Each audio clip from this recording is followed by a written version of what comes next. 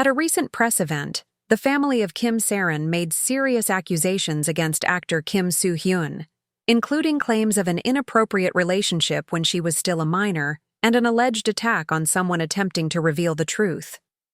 Here's a breakdown of what her family made public and how Soohyun's agency, gold medalist, addressed the fallout. On May 7th, attorney Bae Ji-suk, representing Saeron's family, told reporters they were ready to expose a major criminal act they claim Kim Soohyun committed. Even before the conference began, his agency appeared tense. Gold medalist released a statement asking the public not to be swayed by what they called slanted and unverified accusations. They emphasized their concerns about escalating rumors since the previous press briefing and warned against circulating misinformation about their artist. Meanwhile, Soohyun's Chinese supporters voiced their backing by sending protest trucks to the site, displaying messages like, "We stand with Kim Soohyun. 18 years of dedication won't be in vain. We'll wait for you." The information, unveiled during the event, was urgent and intense. Initially, attorney Bae and Kim Soohyun of the Garosero Research Institute had intended to hold off until after the presidential election, but chose to speak sooner due to the gravity of the situation. At the press conference, they played a recording allegedly captured on January 10th, featuring a conversation between Saeron and an acquaintance. In the clip, she talks about having been in a relationship with Soohyun starting in middle school and continuing into her early college years. When asked whether anything physical occurred after she reached adulthood, Saeron answered that their first sexual encounter actually happened during her second year of middle school, during winter vacation, when she was only around 13 or 14. In the same audio, she begins to reflect on whether she might have been manipulated, a sentiment the other speaker agrees with before expressing outrage. She continues by saying that only a few people knew about the relationship when she was younger, but those who did all had similar reactions, questioning her sanity and wondering why she didn't hold him accountable. Another upsetting allegation made during the event was that Soohyun had also been involved with a female idol and allegedly took explicit photos of their private moments, which he later showed to Saeron. According to her conversation in the Yasai recording, the idol was saved in his phone under the nickname Seaweed, supposedly due to her scent. Saeron reportedly wanted to come forward earlier, but said the circumstances never allowed her to. Things turned even more unsettling when the family claimed an attempt had been made to harm a whistleblower connected to Saeron's case. Kim Soohyun stated that about a month before Saeron passed away, a New Jersey-based informant had a 90-minute conversation with her full awareness and consent. In that audio, she allegedly named Kim Soohyun and YouTuber Lee Jin-ho as individuals who caused her deep emotional pain, and the conversation reportedly included highly disturbing content. This whistleblower apparently rejected a multi-million-dollar offer to hand over the recording and instead chose to give it to South Korean journalists. But then, events took a violent twist. On May 1st, this individual was reportedly stabbed 9 times in the neck by 2 assailants. Medical documentation of the injuries was shared at the conference, and the attackers were identified as recent arrivals to the U.S., one of whom was described as an ethnic Korean from China. The assault caused permanent nerve damage in one hand. Despite that, the whistleblower still wanted to make part of the tape public, fearing further escalation. Kim Soohyun described the incident as a blatant attempt to silence the informant. It's also been confirmed that the FBI, rather than local police, has taken over the investigation. In light of everything, Saeron's family filed a criminal case against Soohyun, accusing him of violating laws related to child protection. Their statement alleged that he coerced the late actress into engaging in indecent activities when she was a minor in middle school and subjected her to harassment. They also reported seeing suspicious cars near the home of Saeron's aunt and have requested police surveillance for both her family and Kim Soohyun. Reactions to the press conference were mixed and explosive. Some viewers were horrified by the revelations and demanded Soohyun face jail time. One user on Twitter said, "I'm beyond disgusted. Justice better be served." Another added, "She deserves justice. He needs to be held accountable."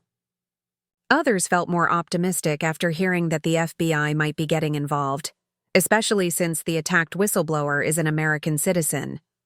They hoped this would finally force some real consequences and push Korean authorities to treat the case more seriously. Still, not everyone was convinced. Skeptics questioned everything, from the legitimacy of the evidence to the authenticity of the audio. Some said the voice in the clip didn't sound like Saeron, and even suggested it might have been generated by AI. Fans of Soohyun fiercely defended him, calling the audio staged and the entire narrative a political smear tactic, especially targeting the Garosero Institute, which has a history of sensational claims.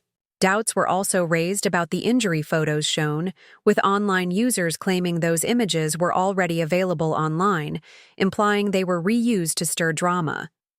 In response, gold medalist issued a rebuttal denying all accusations. They claimed, "The audio recording was fabricated using AI and alleged someone tried to sell it to them, saying it portrayed Soohyun positively."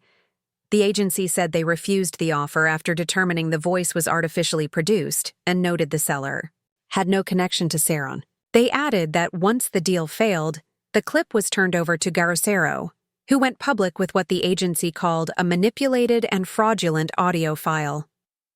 They also insisted the story about the whistleblower being attacked was completely invented and said the photos shown were lifted from the internet. Gold medalist announced plans to take legal action against Garosero for spreading misinformation. YouTuber Lee Jin-ho also came forward in support of the agency, calling the entire story fake. He accused the informant of being a scam artist who ran voice phishing operations, used aliases like Kevin O and Carl, and regularly changed professions to commit fraud. He claimed even the injury photos were just random images sourced online. He also pointed to KakaoTalk messages and transaction receipts as evidence of financial dealings between Garosero and the informant, suggesting the whole thing was staged. Following these statements, more questions arose.